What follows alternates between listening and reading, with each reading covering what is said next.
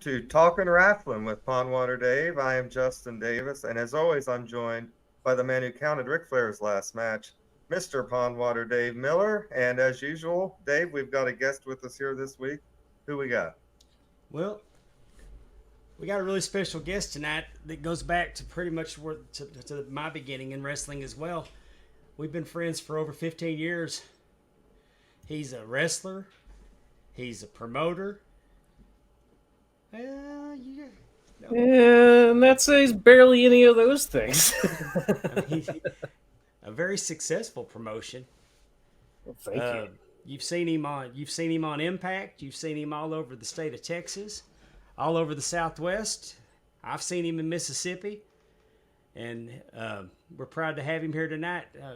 My good friend, the Monster Hunter, Matthew Palmer. Hey, folks, how you doing? Thanks for having me here. I appreciate it. I can't thank you enough for coming on. I don't think successful wrestler and promoter is quite accurate. I don't know. I mean, I'm still trying to pay off my tuition that I owe Hoyt from 17 years ago. Got you. Well, at least he's not, He's not going after me. No, he hadn't come to collect it. He just whips my ass every time we wrestle. But how you guys doing? I'm glad you guys have me on here. You're the Monster Hunter, and he's the Murder Hawk Monster. So how's that working? He wins. Pretty easy. It's pretty. He's 6'7", 260, and I'm not 6'7", 260. So no, man. Hoyt, Lance Archer, whatever. One of the coolest guys ever. Guy that trained me. Love that guy. Sweetheart of a guy. Anyway, enough about him. More about me. No. Yes, there we go. What are we talking about today, boys? Well, before we get started with the interviewing, we like to do a little thing called Palm Water's Predicament. Okay. And this week, my predicament, I was a referee this last weekend in West Monroe, Louisiana. Again, a match between Bam Bam Malone and Frankie Thomas. Okay. And the only way that they could win the match was to use their finisher. Okay. And since nobody could lose without being defeated with a finisher, it kind of was a no disqualification match. Right. Well, there was never really established that this was no disqualification, but we just kind of realized, like, when they started cheating, Frankie started cheating. And by the way, his wife Brittany was barred from the arena because she always interferes. Gotcha. So she was barred from the arena. And I was trying to enforce the rules, and it was kind of pointed out to me there was still nothing I could do about it because there was no disqualifications. And at one point, Frankie likes to choke a lot. So let's look at this clip. Okay. Yeah, the old attempted murder spot. I like it. Oh, come on. Man, he's really killing that guy. You guys are just standing there. Yeah, Dave's just letting it happen like usual. Just letting it happen. He's like, I'm not even going to count to 5. I'm going to wait till he turns purple. Let's see this. Pondwater's current predicament is there we go. We had a technical difficulty. I didn't get this one. There he comes with the count. You hit him in the eye? I'm explaining to him. Come on, just stay off this throat. I know this isn't doing any good, and I'm trying to reason with him. No! That dastardly son of a gun. So, Are they saying you can't do that? Obviously he can. Man, Pondwater sold that better than he did the bullet in the parking lot and down there in Dallas. He hit me in the eye. Probably a receipt for you throwing that 1 count right in his face right there. Did you see that? Yeah, he told me that I should not have put my hands on him. He told me, he said I should, because I can hear him. I'm not out. I'm just, I can't see. And he's telling me I shouldn't have put my hands on him. And so then I've missed what's fixing to happen is that Bam's going to use his Claymore, and I'm not going to see it. And Frankie's gone. Frankie gets out of the ring, and Bam goes to looking for him. Well, when Bam lifted the ring apron, Frankie's wife was under the ring and started spraying him in the eyes with hairspray. Oh, hell. And she followed him all the way around the ring and unloaded the whole can on him. That's what I'm told. Yeah. And they like to say they're from Alabama. This is in Louisiana, LSU country. And I hear her yell, "Roll Tide!" And I'm like, wait, I know that she's here and she's not supposed to be here. So I kind of snap out of it and go to her and start throwing her out because she's barred. This is not going to happen. She makes my life a living hell every time I referee for a Frankie match, because she's just relentless. Right. I mean, hit her. So then, so I'm throwing her out, and I see that Frankie's got a trash can. And I'm not having it. We're not using this trash can. My wife's here. She's not supposed to be here. I've had enough. Hit him with the can. I'm not using this trash can. Wait, why are you not letting him use the trash can? Well, his wife has already sprayed Bam in the eyes, and she wasn't supposed to be here. Yeah, but his wife isn't the trash can. You guys are helping this guy out. Sorry, I'm cheating on that guy. Yeah. Man, I think Bam Bam got away with that one. That dude had two people in the corner washing his eyes out, rubbing his shoulders, and the other dude just trying to have a match. I don't know. I can see your predicament there, Dave. I think you made the wrong call on that one. I think Dave worked harder than either of the wrestlers in that match. Probably. Dave was getting out. I'd already been hit in the eyes. Right. I was not getting hit with the trash can. So just duck. So I guess my predicament is whenever it's a no disqualification match, I just guess I'll stand in the corner and wait. Yeah, just take like a shot, like in the corner, and be like, "All right, have at it, boys." But I guess in the future, I will not make the mistake of putting my hands on putting my hands on Frankie again. I was in a triple threat match years ago. We had to do a radio interview, and it was me, Frankie Fisher, and JD Griffey. And we were all in there doing a radio interview, and it's all spontaneous, nothing scripted out. And the interviewer's like, "Matt, what are you going to do to win this match?" And I looked at both guys, and we had a few MMA fighters waiting to get on the air too, and they were just murderers. They all look like hard ass dudes. And so I just look at all of them and go, "I'm going to kick you all in the dick. I'm going to start this match out by straight up nut shots galore." And they just looked at me. It's like, "You can't do that." It's like, "Who's going to win if I do?" And there's like, "What the what?" And that was all spontaneous, right? It's all dumb because I was just making fun of the triple threat rules. We start the show. About 3 days later, nut shots. Nothing but nut shots galore. All of them. And so the referee's like, "You can't. No more." Anthony Martuccio. You remember him. I do. He's like, "No more." And so I was like, "Oh, all right." So I rear back. I go to kick him. He blocks it and kicks me right in the crotch. And we're all just lying there doing the Peter Griffin cell. It's like, oh. And that's how we got out of that one. So, yeah. I understand your predicament, dude. Those no DQ matches where they're not advertised as no DQ, they're difficult. They're difficult. People's wives come in the ring. It's ridiculous. Well, they got us because, for her to be under the ring, and they weren't the first match of the night, so they had a plan. Did she have like a pillow and blanket, some Dorito Cool Ranch in the corner, just chilling out? Yeah, earplugs. Touching up her makeup as each match going on. I was like, this must be the second one. praying that Angel Camacho wasn't going to be in the ring. I love me some Angel Camacho, but it is scary if that dude's above you. Oh, man. Oh, he did a flying body press off the ropes. Angel? Yes. And how long was the victim in the hospital for? Because that would break every rib in my body. So APOC, yeah, he's getting up there a size 2. Take that, Dennis. At one point, they were on the top rope, and they looked like they were going to try to do a superplex. Oh, The promoter was about to cry because his darn ring they already been his ring once. It was going to end up being a low boy ring by the end of the night. They're going Oh. to lose like 2 feet. it's a low rider. Hell yeah. Angel getting off- Camacho wrestled a match for me one time when we just got a brand new ring, and it was one of those like quick teardown rings where instead of like the 18-foot sides, there are 2 9-foot sides. And so the ring kept teetering, like it became a little teeter-totter. And I was like, I had never experienced the plywood rings like this, and never built them.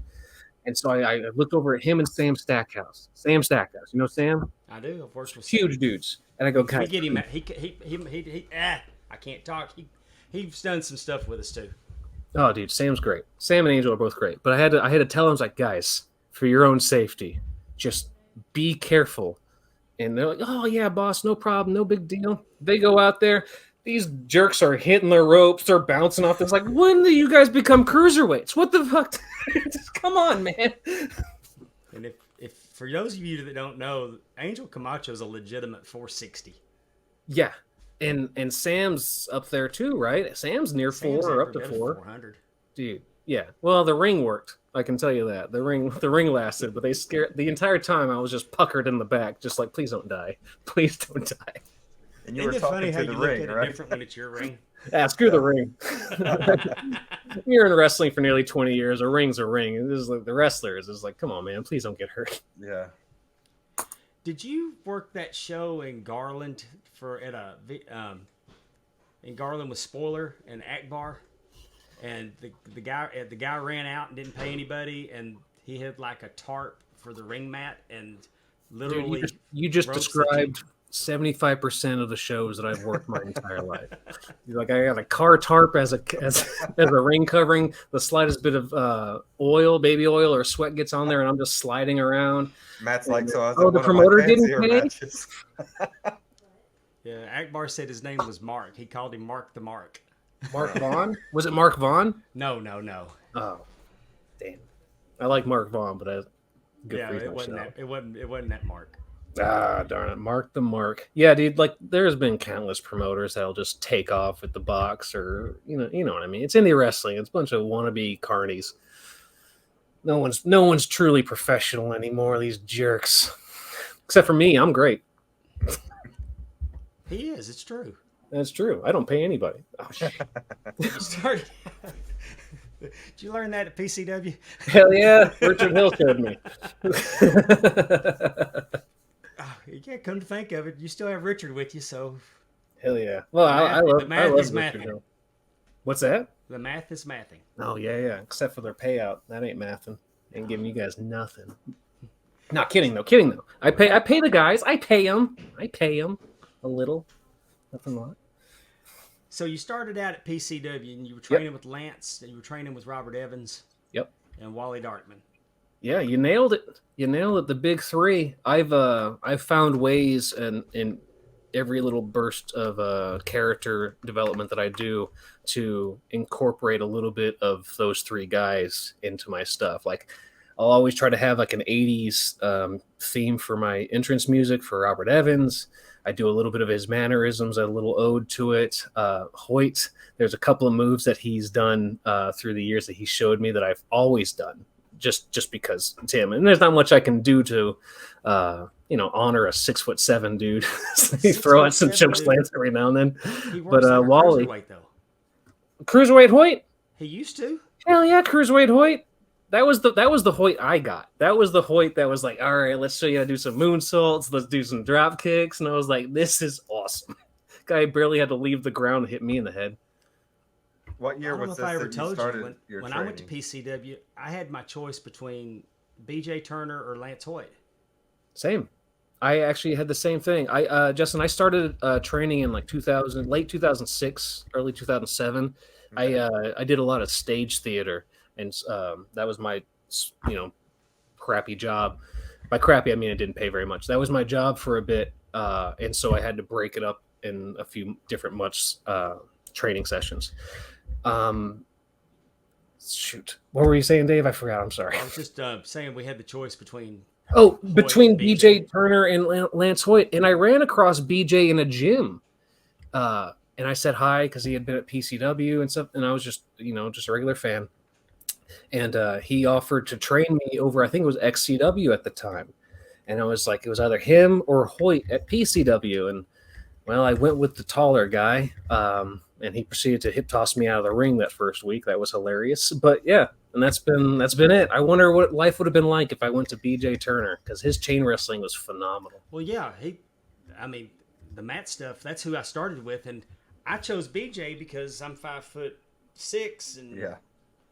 I'll never admit to being less than that. And then Lance was huge, so I'm thinking that I could probably learn more from BJ being my size. And really, honestly, with no disrespect to BJ, when BJ left and then Lance took over my training, I learned a lot BJ was great teaching me the chain, the ground attack. Lance taught me what I needed to do in the wrestling business. Yes. And he didn't tell me I couldn't wrestle, but then he kind of encouraged me to be a referee because it was his job. That would have been a good path for me at that time. And at 40 years old, what were the chances that he wasn't saying it couldn't happen? Right. I mean, anything can happen, but most likely the 5'6", 40-year-old solid ref job. And as I'm nearing 40 and I'm barely 5'7", I'm looking at it, it's like, you know what? I think I can count to 3. I think I'm getting up there. Are you saying that Dave didn't give you DDP vibes?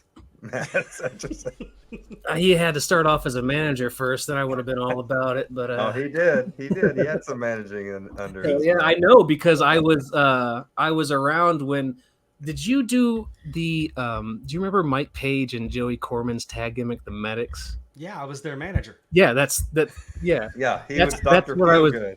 Yeah, that's when I first got into my tag work with Evans. It was my first kind of year on the road, and I saw you guys like every other weekend. I think we were wrestling you guys, and it was just constantly go, "What's up, Dave? You ref in the night?" It's like, "No, I'm managing." It's like, "Hell yeah, dude! What are we doing?" It's just like, "I'm gonna cheat a little bit, and I'm gonna choke you." Just okay. The night we came out, y'all were wrestling Genesis, and we ran in and attacked Genesis, and I still pop every time I watch the video because you are dragging Evans by his ankles to the back. I'm cutting a promo, and you see Palmer come by pulling Evans by his ankles, dragging him to the back. Oh. That was half the fun of working with Evans, is that little live theater atmosphere that we got to work with, because everyone's trying, you're supposed to work for the TV and the camera and all that kind of stuff, but it was all that little stuff like that we got to do in the background of somebody's promo, or in the background of them cutting a promo to the live audience, would just be like me getting dragged out or Evans getting dragged out. I think one time I got dragged out with my ass showing. And nobody even tried to help me. They just kind of dragged me by the arms, my butt hanging out. It's just it was great. Good times. Well, your gimmick was centerfold, so. Yeah, that's right. The male model. The Zoolander. So tell our listeners, just in case anybody's not picking up on who we're talking about with Robert Evans. Robert Evans, some of you diehard wrestling fans might remember him as Barrister R.D. Evans in ROH for a bit. He did a lawyer gimmick. He also is the writer for WWE that got fired during the Bret Hart promo for whatever reason. It's I'll let him tell the story, but it's stupid. And it was I don't even think he got fired as much as he just kind of looked at him and was I quit. This is what Bret Hart promo are we talking about? Oh, I'm sorry. The Hall of Fame, Bret Hart's Hall of Fame promo where he got attacked by a fan. Oh yeah. The rumor is, and I don't know. This is all second, third hand information. I'm going to go ahead and tell you though, was that promo ran long and he got in trouble for it, and probably for having certain people's names mentioned and blah blah blah, whatever. And eventually he just looked at it going I quit, dude, because the segment ran long. Yeah, a guy attacked him. A guy attacked a 60-year-old stroke victim. How is it the writer's fault? Anyway, so he's out of that, and then now he's writing for Impact. He's been writing for Impact for quite a while. One of the most creative wrestling minds I had ever had the experience of talking to or hanging out with. The guy can just not just a promo, but like he can he can write a vignette like nothing. And like it's actual like stuff in the background that you can actually pay attention to, but it doesn't take away from the forefront. It's wonderful work, which you don't usually see in wrestling. Usually it's a guy in a blank wall behind you just cutting a monotone promo. This guy actually shows you how to pull some character out. He's a great guy. I mean, I could tell he. I've always felt like he had a big influence on you because huge. I mean, especially with your Monster Hunter, being the Monster Hunter now. Yes, the monster, like it is a big influence on me because, like I mentioned earlier, I did some stage theater. It's always Brett's fault. Andrew Herm said, "Must be an HBK guy." No, he's Justin's a Bret Hart guy, and the rest of us aren't. So. So they like to rub it in my face. That's all. Don't worry, Justin. I'm right there with you, man. Brett's the best. That's my guy. I don't remember what the hell we were talking. Oh, Robert Evans. The Monster Hunter. He's got a big influence on any of that kind of character work that I've been delving into the last few years. But a lot of it's also Wally Darkman, the third person that you mentioned in my training. Wally's about my size. He left wrestling and joined the circus, which I love telling people. It's hilarious to me. And then, but like a lot of his look and his mannerisms, I've adopted and made my own, just as my little ode to him. But the thing that Evans really showed me is that there's a lot of beauty in getting over through not really jobbing out as much or enhancing other guys, because it's just that you get to stand out in a way that no one else wants to. He was able to show me, a lot of these guys, they won't swallow their pride, and you got 30 guys on a roster and they all want to be badasses. They all want to be badasses. That doesn't mean they are. And so you got 30 guys all pretending to be badasses. About a handful of them actually are. And I guarantee it's not the ones that are loud and abrasive about it. And so I get to go out there and enhance some of these dudes and make them look wonderful. And I'm the one that's going to get over because I'm the only one in that building that's different. You know what I mean? It's like having 48 Tom Cruises in there. It's like, I don't need any more pretty boy leading actors. I need a John Candy. I need some, you know what I mean? It's ridiculous that some of these guys like, oh, let's go tit for tat on every match on this 48 match card. And it's like, come on. You know what I mean? Have some character, have some panache. I mean, this is you're in a theater in the round. Let's try to entertain some people. And so that's what Robert Evans has helped me out with. And to this day, I'll still give him a call and be like, hey, man, I'm trying to get this kind of reaction from the crowd, this specific reaction, so that I can do this and this and this, and I can ride this pop, and I can blah, blah, blah, blah. And he's, like I said, he's a genius. He's one of the smartest guys I've ever talked to in my life. Kind of goes back to the theory that people don't really pay tickets to see a Ric Flair and Ricky Steamboat, hour-long Broadway. People are attracted a lot of times by attractions and characters and storylines, not necessarily, oh, this guy's the best worker of all time. Well, who gives a shit if he can't get over, right? Yeah, like, it's true to an extent. Like, I do think that your Ric Flairs and Steamboats do sell the tickets. But that can't be the only match. Young me. Yeah, that can't be the only match on the card. We got other stuff happening. And if match 2 is trying to be Ricky Steamboat and Flair, it's not going to work out. I have the better version of that over here. But that's indie wrestling. Everyone's trying to get a break. They're trying to learn on as they go and stuff like that, and they don't know. It's whatever as far as that. But a lot of them forget that there's wives in the crowd. There's kids in the crowd. They don't, and I say wives just because people bring their significant other all the time to the things that they don't really care about, but they're supporting.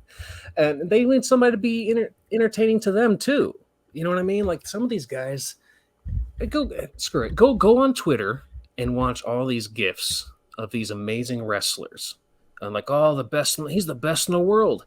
Now, watch that video again and look in the background. Not a single person's leaving their seat. You know what I mean? They're all sitting down, was a great 630. Oh my God, I can't believe that guy took that pile driver and risked his life. You know what I mean? Are they really that good? They really that good if the audience member is just waiting until intermission to give a little clap? I mean, you might as well just go to a play at that point. Yeah. Well, Well, it's connection with fans. connection, it's entertainment, it's everything. Yeah. It's just We were in a match, probably the last time I worked with you at MPX. It was a tag team match, you and Athena versus Joey Ryan and Candice LeRae. heck yeah. And Heck yeah. I remember that day. That was a good day. That was a great day. And I remember that there was so much that went on in that match. I mean, we did the sucker spot. Mm-hmm. You took the sucker, right? I did take the sucker. That's right. Yeah, you did. I think I volunteered you for that one. Yeah. But I just remember that when Athena came off the top rope and hit the O-face, boom. And I remember everybody in the arena going nuts for it. Oh yeah. But Yeah. it wasn't just bell to bell wrestling. It was No, because I remember we had kind of like briefly choreographed some of it, but we didn't know because we were all character actors and workers trying to figure out, like this audience and stuff. So let's not set anything in stone, things you're supposed to do. And I remember one of the opening spots was the what do you call it? The monkey fight, whatever. They get on the shoulders and they start. And Candace, like Joey and Candace are doing their bit, and I'm holding Athena and stuff like that. We even did a spot where Joey and I were in the ring, and we did like a little bit of chain wrestling, and it had to be maybe 15, 20 seconds long, not that much, because crowds like, they're all right, but they're not here to see us. We tag in the ladies, and they go in there, and they just start going. They're bah, bah, bah, bah, bah. And Joey and I are just on the outside, just kind of looking at each other. It's like, we probably should have done more. I feel bad because we didn't do shit. So like by the time that we got in there, we were doing the bit where I don't want to hit Candace. Just like, I just felt uncomfortable, blah blah blah blah. That old thing. So that when I actually super kicked the hell out of her later for the finish, it mattered a little bit more. And I was upset too because at the end of it, I was like, man, I didn't really wrestle too much with Joey. I think I did like a dive and some chain. Like I gave Candace the super, and Athena comes back just drenched in sweat, some bruising on her arms. She's like, "Damn, that was rough." And I'm just kind of looking at Joey, going, "Yeah, rough, sweetheart." Good times, dude. But MPX, you brought up MPX. I own MPX now. But back then, I didn't. I was just a journeyman wrestler, and now somehow I own that place. We moved out of that gym. Justin, we had a gym. I think I told you a little bit before the show. We had this gym. It was hot as hell, but we had to move all the equipment out to set the seats up every week. It was a weekly show. Still is a weekly show. Had to move it all out. Well, I don't know about you guys, but when I broke in the wrestling, I was 130 pounds. I could barely move. I was trying to move stuff. I was like, I can't. I need some help. And then I had the audacity to go backstage during matches and be like, I don't know, man. I think I got to look strong here. Yeah. Hey, I know you helped me move that box today, but I think I should go over. Yeah, you know what? I know I had trouble moving the leg press today. It had no weights on it. But I mean, what do you think about tapping out to a sharpshooter? Barbells laying around. We're talking about machines. Well, dude, I had like the 20-pound weights in the back, and I was curling on them. I was like, I don't think I can have this match now. I think I'm willing to a hand with my 2 sets of 3. It was quite an experience working in that building. Well, now we're in the small. We're not smaller. I mean, it houses the same number of people, but it's smaller, right? And basically, I painted it to look like a black box theater. It's pretty cool. If you guys want to check it out, under my name there, twitch.tv/Metroplex Wrestling. Give it a look. See, you see like an LED MPX sign in the background. It's all black because when I first bought it, it looked like Smoke Stain Central. It was like this beige and off-white cream color, yeah. Yeah, and I was like, well, let's paint it black, and that way the lights are on the boys, right? They're the ones risking their lives, so put the lights on them like you would do a black box theater that doesn't have a lot of money for sets. Yeah. So that's where it is now, and I gotta tell you, it's awesome. Beforehand, it was okay. But now that the focus is just on the wrestlers, they've stepped it up. 1,000,000%, they've stepped it up. Those guys are fantastic. That's awesome. Hell yeah! You bring a lot of talent through there. Well, I mean, it's a weekly show, and I mean weekly. I have two other owners. It's Athena and I and another couple, and they're not in the wrestling business. They're just fans who wanted to buy this thing because it was going out of business. Athena wanted a place to put her wrestling school. I love the people that originally started the place, so it's like I bought it. And so, for those of y'all that don't know who we're talking about Athena, the current Ring of Honor Women's Champion, former Ember Moon. The former Ember Moon, the new minion leader on ROH, the Forever Champ. And so like we ended up getting that place. I would say a couple years ago in the middle of the summer, and that's her and some guy. She's good. You did good. I don't know what decisions but hey, in she life. did good too because you're pretty dreamy and always have been. Oh, thank you. She just wanted a pretty and stupid guy. She's like, he's a simple-minded fool. Look at it. I don't know what I did to be so damn lucky, but I'm glad I did it. Well, I That's mean, all I can say. It was you or John. It was you or Gigolo. Well, it ain't gonna be Gigolo, I can tell you that. She took his finishing move. I got the rest. Dude, did you ever get to work with Simply Irresistible? Is Irresistible. I'll learn to speak one day. When it was just Gigolo and myself, no Robert Evans. Yes.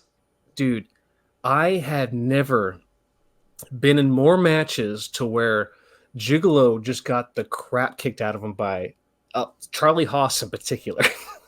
We'd be in so many tag matches to where you know what, brother, I'll take heat tonight. You did it last week. I got it tonight. And I go in the back, and I'm feeling good. I'm feeling spry. Like we had a hell of a match. Gigolo comes walking out, all beat up and bruised. I was like, "What happened, man? You got the hot tag. What?" It's like, Charlie's laying it in. It's like, all right, brother, look, let's switch the roles. Okay, you take the heat. I'll do the hot tag. Same thing the next week. He comes in all beat up and bruised, and I'm feeling great. And like, Charlie, what's going on, man? Do you not like James? It's like, no, he's great. I love him. Okay. Just okay. Gigolo James Johnson is the reason that when I saw him that I thought it was a good idea for me to go to wrestling school because he's my size. Mm-hmm. But he's really fair complected. Like he was Sheamus before Sheamus. Fair complected? The dude's milk in human form. The dude looks like milk. So I can only imagine that Charlie Haas laying him in has him all bruised because I remember Mike Fox used to do this dark character. He was it was everyone's hot topic goth boyfriend. It was right, but they were like a ministry type deal. But, and he would use that stuff that you rub on to make your skin the hot oil. The hot oil. Yes. Yes. To make him real red. Yeah. Well, he's like icy hot oil. He hit Johnson. Every time he hit Gigolo, it would burn his skin like handprints. Oh, these jerks! They took that hot oil and they put it in Gigolo's gear. Oh yeah. Oh. So he puts on the tights one day and he's just like, oh. It's a fire crotch. He would come back from matches working those guys, and they'd lock in the chin lock, right? And they'd work that hold for a bit. James would come in, and in the back he would just be bright red from Fox's chest on his back on the around his neck. Oh goodness! He looked like a peppermint stripe. It was fun. Poor Gigolo. Oh yeah, man, good times. Gigolo don't wrestle anymore, but he's still one of the best. You talk about like you watch him and you're like, oh, I can do that. Let me tell you, man, I was in some of the best shape of my life teaming with him, and I couldn't do half the athletic stuff he did. And he had a pot belly. He had black eyes from not sleeping all the time. That dude could do anything except tan. He could not tan. Not even close to tanning. We used to. Stephanie put a picture up. We used to all get together once a week and go play flag football. Yep. And that was pretty much the PCW crew there. I used to school you guys. Hey, I kept up with you. Are you kidding? All right, Dave, let's go ahead and settle this right now. I used to keep up with you. You used to... Ladies and gentlemen, Richard Hill, the tall guy in the center there, he was usually the quarterback. Excuse me. Usually the quarterback. Well, we always needed another quarterback, and no one could throw except Dave. Problem is, Dave would just throw straight up. Go get it. Whoever catches we'd go deep, and he'd go straight up. And so it's like, well, why did I run so fast? Everyone's here now. We're playing a game of was it jackpot? I think it was at the time.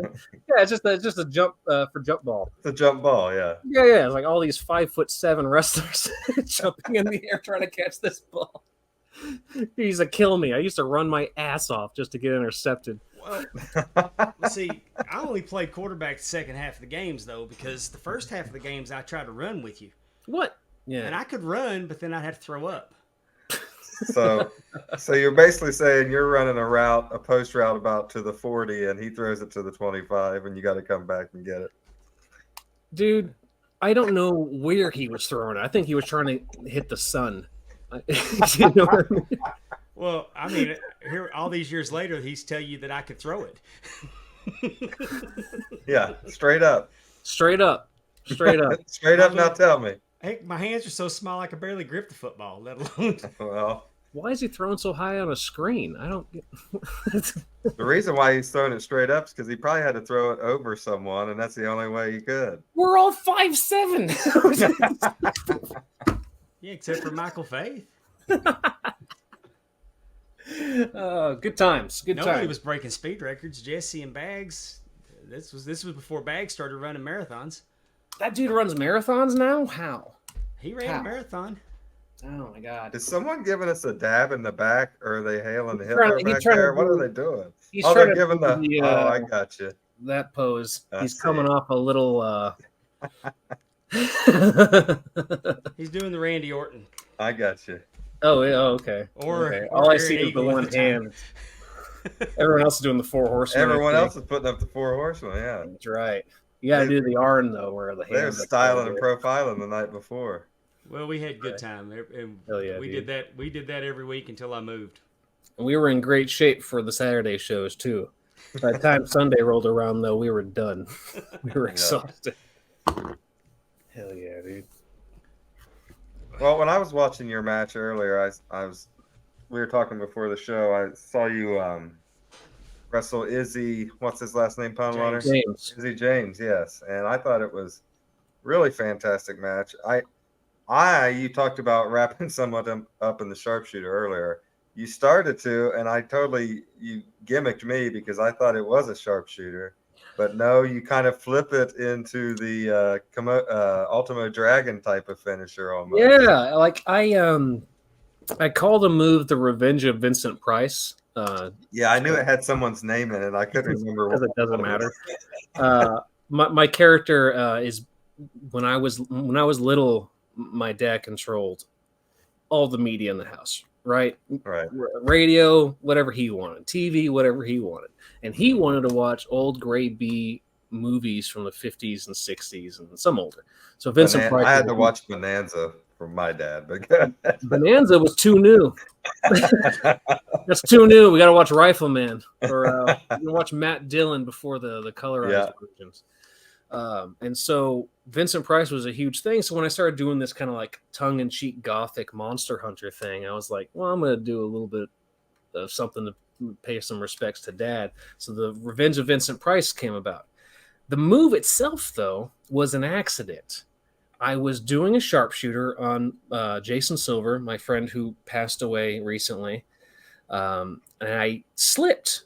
And somehow when I slipped, I put my shin into his back. I was like, oh, shit. Mm-hmm. And I was like, yeah, well, while we're here. And I reach over and Yeah. grab his chin because, like, I'm not going to make this look like I messed up as much. So I'm going to rear back into the surfboard.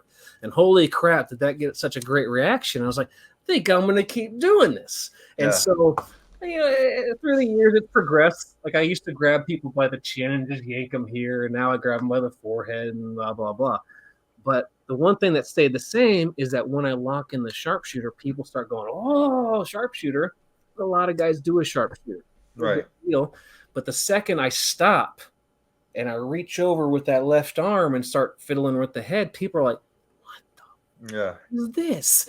So like I rear back and I'm yanking them, and all they gotta do is like drop an elbow to get out of Right. it, something like that. But like I gotta tell you, as far as finishers go, it's the least painful one I've ever done in my life. It's the only Right. one where I'm not getting hurt. Yeah. Do a frog splash. I used to do pile drivers, and those big guys landing on my shins or my knees, or me landing on my knees in the frog splash. I can't do it anymore. I can't do it anymore. Now it's all submissions, boys. You're all Well, tapped. the reaction that you described the fans giving while you do it in the ring is the exact reaction I had watching it Good. tonight. So yeah, Good. Hell it's yeah. awesome. I'm glad you liked it. Glad you liked it. I tried doing that to Moonshine Mantell one time. That dude's just a brick muscle. Yeah. Oh, he's like a legit 270. Yeah. And it wasn't hard lifting him. It was hard bending him. Right. I was Yeah, like, 'cause he's Jesus, compact. Ryan, come on, man, some yoga or something. Just come, you're killing it. It's like, I'm not that strong. Yeah, that dude's a solid muscle. Dude, that guy's awesome. But that was the Gutter Snake Izzy James, for those that are curious.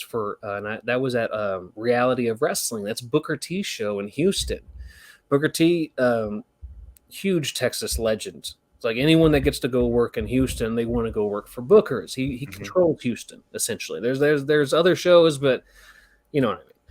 Yeah. So when I got to work there, I got to work Moonshine, and I got to work with Gutter Snake, and had a blast. But then I separated my shoulder here, my little lumps here. I separated my shoulder, and I couldn't go back and do half the stuff I wanted to do. And I haven't been back since. I'd love to go back, but then I bought MPX. And let me tell you, being a promoter is a pain in the ass. It's just like I never thought how difficult it was as a promoter until I became one myself. Yeah, Holy yeah. crap. Do I hate having to deal with guys who are a lot like me. It's the worst. And you do it on a weekly basis. And I think Weekly. that may be lost on a lot of people, because I work for a promoter that puts on a show a month. Mm-hmm. Sometimes 2 shows in a month, but most of the time it's just we're trying to go once a month. And I know, what the challenges are there, trying to make it all work. But y'all do it every week. Every Saturday. And On Christmas, too. I had to fight these guys like, hey, can Damn. we get Christmas off? And they're like, well, what are we going to do? I was like, I don't know, go see your families, assholes. I don't know. Nope, they wanted to run it, and they packed the place out. And I was like, all right, but I'm not running against WrestleMania. I'm going to tell you guys right now, it's at least 50 weeks a year that we run. And I take off Saturdays for the Wrestling Revolver, because we started pairing with them for their Texas shows. We have one coming up October 14th in Grand Prairie. Like, we take off those shows, but we're also working that show. So it's not any different. It's just different location. But I won't run against WrestleMania. I've told those guys, like, if we're running against actual Christmas, I am not running against wrestling Christmas. You know what I mean? Yeah. It's ridiculous. when I was a kid, we went to the wrestling matches every year on Christmas. Yep, that was their reasoning. Anything else to do that night? Yeah, and that's what they wanted. They're like, let's have Christmas at the wrestling place. It's like, well, you have to book a local talent, because I can tell you right now, I'm not flying away from my family on Christmas Eve for an indie wrestling show. It's unlikely. Well, I was wrong. Everyone showed up. We had a sold out crowd. It's like, all right, boys, you got it. You got Christmas. Bringing it back old school, because Hell yeah, Thanksgiving and Christmas were the big wrestling days back in the day. Oh yeah, man. And I thought we would have trouble running against football too. Yeah. Not at all. Texas wrestling fans, man, they don't care. They want to see guys fight. So, no, come on, Dave. MPX, you run weekly, and y'all do something y'all always have a unique title for your shows, Mm-hmm. and y'all are consistent about that. Now, do y'all have your tentpole events that you run once a year, and you'll reuse the names? Yes. Well, a lot of those shows are, for the most part, the same name every year, right? But not just the big shows, but the regular shows. I mean, we change it up every now and then when something happens, or make it something a little more similar to the actual storylines going on. But for the most part, we have a show called Destiny. That's our big show every year. We have The Purge, which is the year. The one night of the year that anything goes, doesn't matter. We've killed off a few wrestling characters on those nights. I'm slowly going to turn that into like a Guar concert, where like if I can get the prosthetics, somebody's going to like get their chest ripped open, just spill blood all over the first and second rows. And we got. It's timely you mentioned Gore, because I just learned about them. You just learned about Guar? Yes. I went to a Guar bar about 6 months ago. I just kind of stumbled in. I was working at a con, a Gen Con, I think it was. I was wrestling for a fantasy cosplay wrestling company as Green Arrow. And I went in there and kind of stumbled upon this Guar bar. It had all this stuff like hanging out. I had guys like the little mannequins dripping blood and all that kind of stuff. It was cool. It was awesome. And I'm still trying to find a way to like get somebody with a fake chest to get like ripped open. Just like, I've got a friend that's a DJ, and when they come to town, he's going to be one of the DJs. I guess they kill a DJ in every town. That's cool. That's cool. He's excited about it. I want to tell an indie wrestler every year. But yeah, but we got that. We also inherited the Fight Win Survive, the annual Fight Win Survive. Remember that from PCW? We got a lot of fun shows, man. You have to when you have over 50 shows a year. I keep telling people, because you get those fans who are like, why isn't this guy booked on this day? And like, we could have had this and this, and it's like, because I'm not a billionaire. You know what I mean? Because they're independent contractors, and there's thousands upon thousands of them all trying to get work, and I got like $100. It's just like you got all these billionaires, and you got fans who are like, well, why aren't you doing it like they're doing it? It's like, well, like there's a key resource that we're missing. But yeah, but after, I think they've been in business total 14 years now. I think you might be able to remember exactly. But I think they've been around for like 14 years. They started off as a legit backyard wrestling company, which I've never done backyard wrestling. I'm not a big fan of it. And they slowly morphed into a tried and true legitimate wrestling show. And that's when I bought them. And now they're going downhill fast. Now it's looking better and better. We're growing our shows every week. We've had a sellout for the last 2.5 months. We're pairing with larger shows in the Midwest. We have our Twitch stream. We're slowly going to get every media outlet soon and start streaming on there. These guys in Texas, and Dave, you'll remember this. Texas has its own style. If you're the kind of fan who likes flippy stuff and the Will Ospreay and the Ricochet and all that kind of stuff, we got that. Yeah, we got that, sure. But we don't have just that. I call it kind of like Texas strong style. You'll see these guys, they'll have their mixed martial art experience, and they'll have their bar fight experience. These are dudes slugging it out. Like when the hand hits the chest or the head, you hear it. It's not this, let's stomp on the mat kind of thud. It's sound on sound. It's meat on meat, skin on skin. These guys are smacking the hell out of each other. Even in training class, we run training class 3 days a week. We're not doing this 1975 stomping the ground shit. Like, if you're going to make contact and the audience is 20 feet away from you, make some damn contact. We got 8K cameras now. We got to stop this flip-flop. Not to stop the flip-floppy, but we got to stop this fake-ass tough guy stuff. You know what I mean? These guys, you got to get hit. I mean, like, you got to build a callus. Anyway. So that's Texas strong style. So a lot of people are starting to see the difference between the Midwest stuff and the Texas stuff. And they're starting to realize, I ain't that tough when they wrestle a Texas guy. So, Hell yeah, that's what we're trying to emphasize more at MPX. We're going to give you the flash and flare. We got storylines. You have to have storylines because it's a weekly show. We have to record all these promos weekly just to push the show constantly. And we also have to be able to go in there and give it a fight feel. You know what I mean? I don't understand these guys that go in there and like, what's your finisher? Well, I fall off the rope and land on you with my back. How much do you weigh? I'm 150 pounds. Piss off. You know what I mean? This dude over here, when he clotheslines you, you're going to feel it. It's like, oh, you got me a little stiff there, brother. It's like, nah. No, I didn't. Not yet. And I know that you've always been this way because I used to tell him all the time, you should do slingshot suplex. And he'd point out to me that he was not big enough to execute a slingshot suplex. Who? You. Me? Well, yeah, I was 130 pounds at the time. I'm bigger now. I tried to get you to do it. I actually because you didn't think it would. It didn't fit him at the time. Yeah. Yeah, I was the guy getting slingshotted at the time. I can make anyone look strong at that time. Bouncing everywhere. Now I can do it, but I'm too busy looking at the lights. I taught a guy about 2 weeks ago actually how to do a slingshot suplex. It was easy. It was, I tried to tell you. I worked with one of your trainees this past weekend. Which one? I'm sorry. Risa. Who? Risa. Risa. Ah, yeah, that's one of Athena's prized pupils. She loves Risa. She's been working with her about 5 years now. Yeah, she was really good. She wrestled Emmy Camacho, and she did something that completely floored me. She talked to me during the match. She was using me during the match. Dude, that's one of the biggest things that we've been teaching. That she told me. That's how I found out you were teaching her.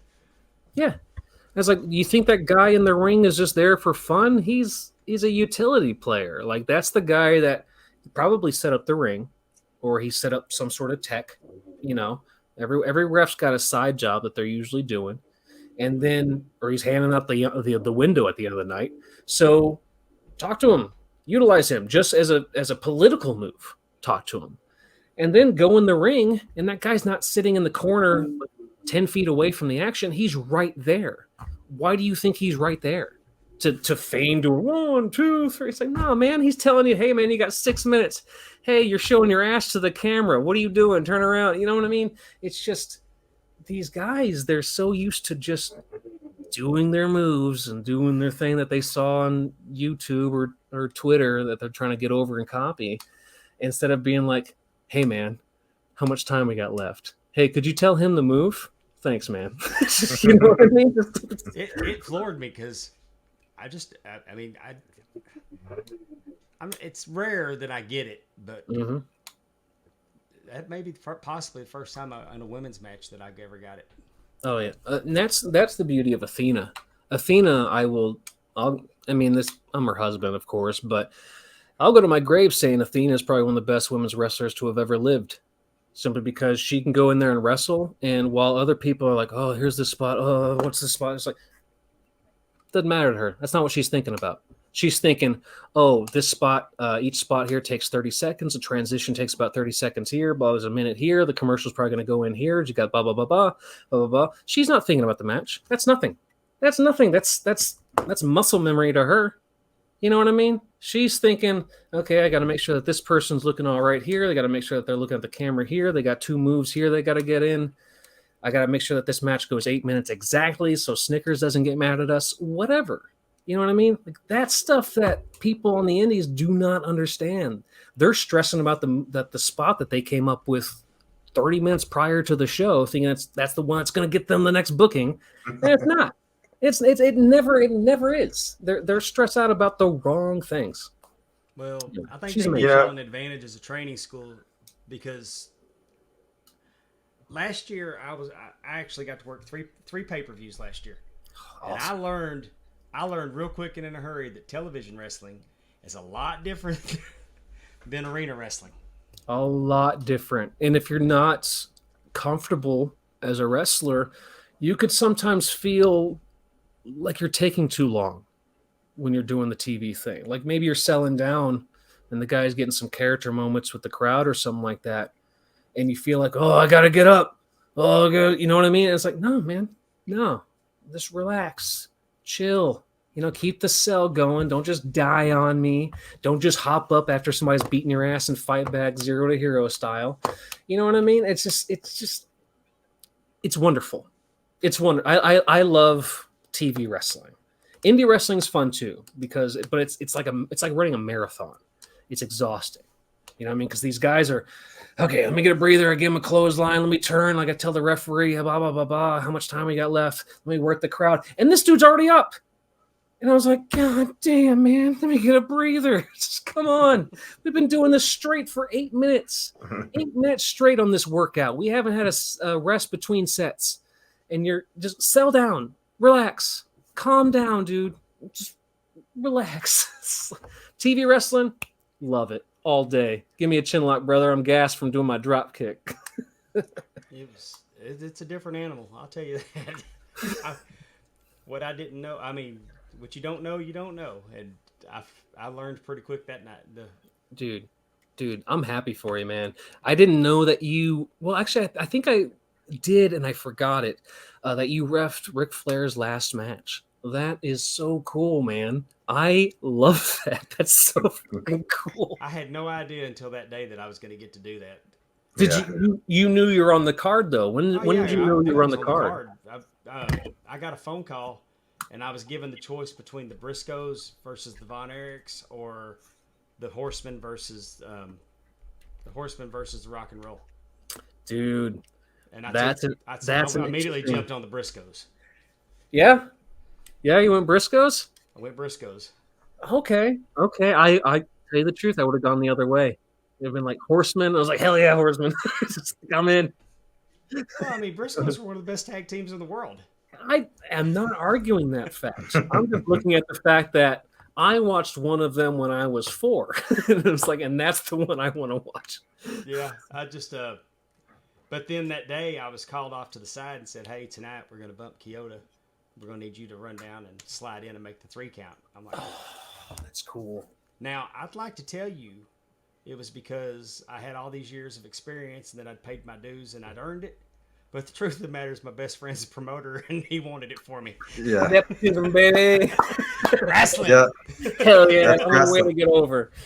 But Matt, as you know, a friend of Dave and knowing how much Ric Flair means to him, I mean, when I was watching it and I saw the brass knucks get thrown in and I knew there was a ref bump and I was just praying like, let it be Dave. And then here he comes right in. I had tears coming down my face, goosebumps, just knowing how much it meant for him to do that. It was awesome. That's Dave. I won't harp on it too much, but did you haul ass to the ring? Were you like sprinting to the ring doing that slide? How gassed were you by the end of the night? Like after you're done raising the hands and the people are done, when you went to the curtain, how gassed were you?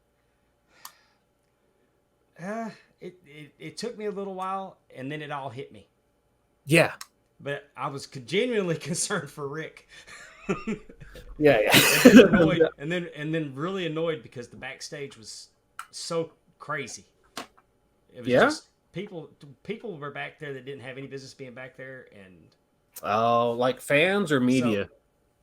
Both. Same thing these days. Well, there was like the who's who of. I mean, when I walked into gorilla position, the Road Dogg and his brother and Dr. Tom were running gorilla. Okay. And Michael Hayes was there helping. Okay. And at one point I walked back there and there's the Undertaker. And there's Hurricane Helms. All right, boys, get the hell out of the locker room. Wrestlers only. Yeah. Us professionals got to work here. But once we walked back into coming through gorilla and it was just crazy with celebrities and wrestlers and that weren't on the card and people that I had no idea. It was a nutty scene. So when I went and I got back into where my locker was, then I just I started shaking. Yeah, dude. Yeah. There's been a couple of moments like that in my career where it's like, oh my God, did I just see this guy? Did I just wrestle this dude? And it's like, I'm just sitting there going like, this is my life. Isn't this incredible? Whatever decisions I made to get here, hell yeah, on my part. That's awesome. That's great, dude. That makes me so happy. We went from playing like tag football on Wednesdays and Friday nights before a show to you reffing Ric Flair's last match, getting to choose Von Erichs and Briscoes. Hell yeah, dude. Congratulations. That's badass. Thank you. We saw you nationally not too long ago. Oh, which one? The Impact one? Impact with Moose. Yeah, when I wrestled in front of nobody. During the COVID years. Oh, yeah. Yeah, man, I was scheduled to wrestle in some sort of cruiserweight tournament at the time. And I had a few people pitching for me to be at Impact. Of course, nepotism works. It's amazing. But it was at the last minute, they changed it to some sort of like 3-minute challenge with Moose. And I just started doing the Monster Hunter thing. I think I just ditched the John McClane look and went more with the 1800s Victorian era kind of vibe. And I get there and they're like, oh, we just want white meat babyface. And I'm just like, why am I here?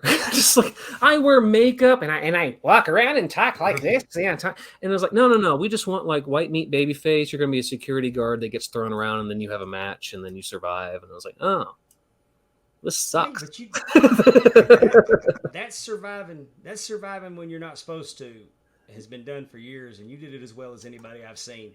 Oh yeah. I mean, I definitely didn't die. I did that spot with Rodney Mack, that White Boy Challenge, like 12 years prior. You know what I mean? And so it's like, it was no big deal. I was just like, man, all these years of getting critiques, being told, hey, work on your facial expression, try to stand out more. Sounds great. Okay, I show up. We want this. All right, I'll be the good hand. This is what you verbatim wanted. This is what I'll give you. I get to the back. It's like, well, why didn't you do anything? Why didn't you do your shit? Why didn't you do the thing? And I was like, because I can't teleport a jacket in different gear and put makeup on. You wrote it, jackass. So yeah, that was my one and done with Impact. Probably still my one and done once this promo gets out. But I don't care. Let's I had another question about MPX. Something else that y'all did that's pretty innovative. Your prospects title. Yeah.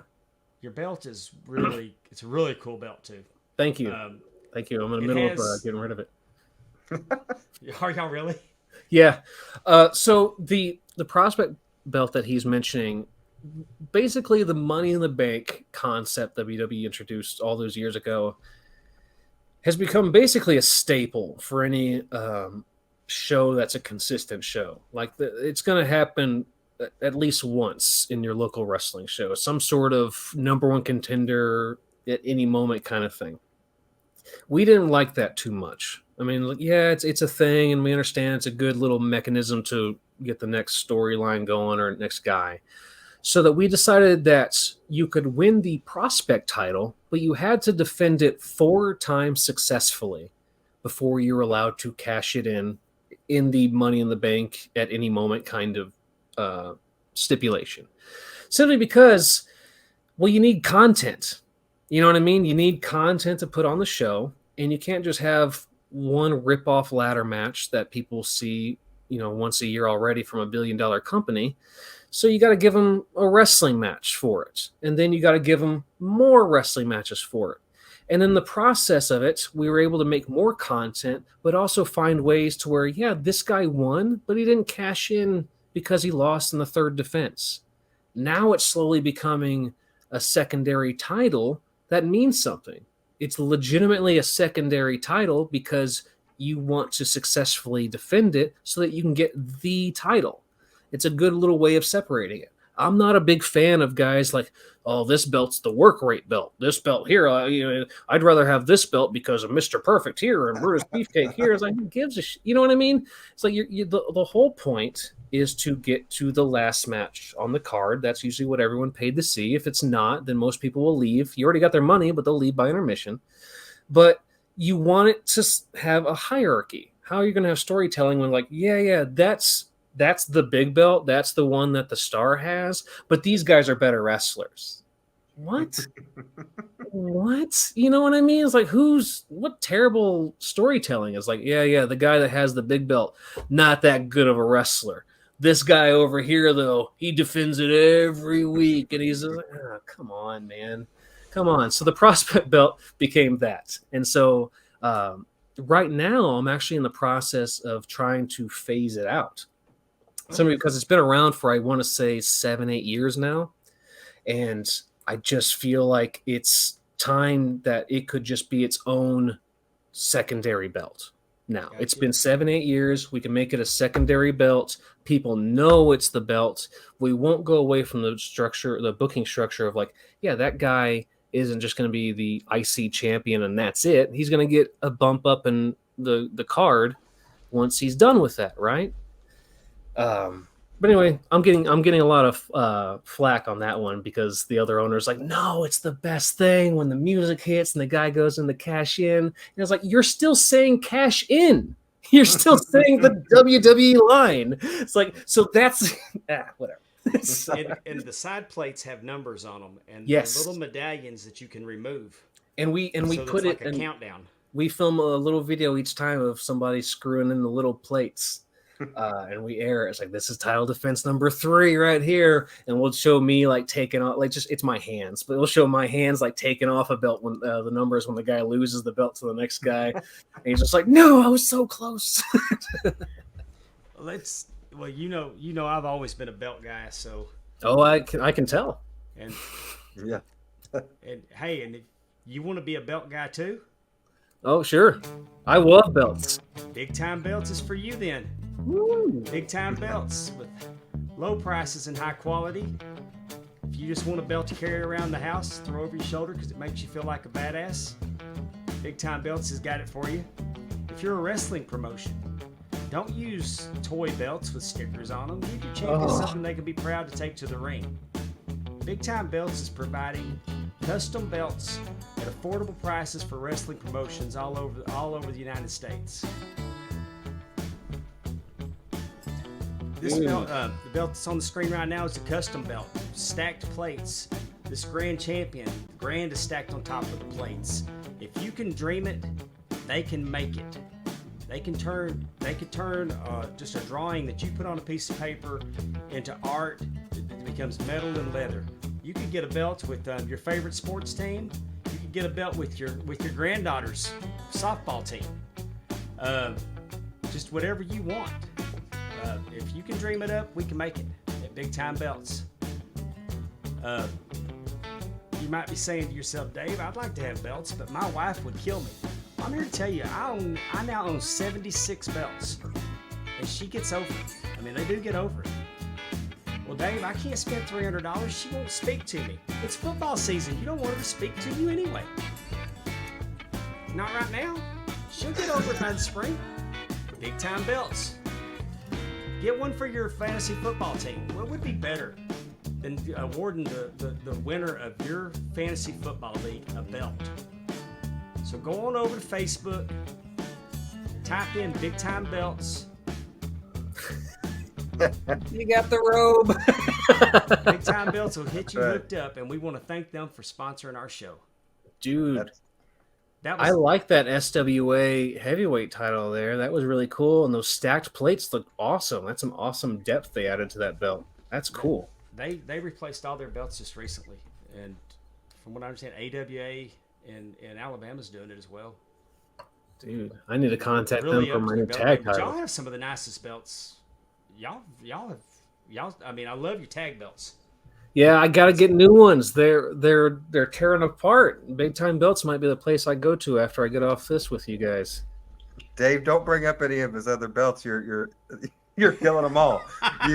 The one he said he's phasing off, and now this one's like, they're crap. I gotta. Well, I'm trying to phase it off. The other 3 owners are like, no, we can't do that. Their heavyweight championship is actually the Dallas Skyline, the Metroplex Skyline. Yeah, on the main plate. And didn't Aaron Eagle your champion right now? Aaron Eagle, my first roommate 17 years ago. Yeah, man. He made a comeback. He was gone for, how long was he gone for? 6-8 years, something like that. He got a long time. Yeah, he got hit in the head one too many times. and then advancements in technology and medical, he came back, looks better than ever.